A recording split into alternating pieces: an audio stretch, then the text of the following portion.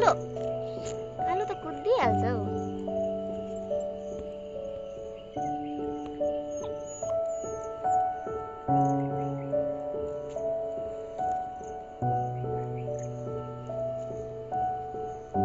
कहाँ हिँडेको क्विन?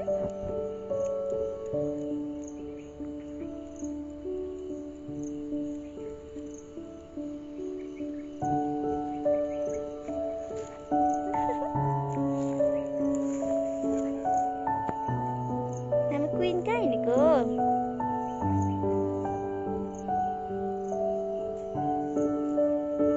हामी पप्पीहरूलाई लिएर यता तल आएको हस्पिटल है। तर यहाँनिर मान्छे नै पो सिकिस्तै भएर गइसक्यो त पप्पी ल्याउने मान्छे।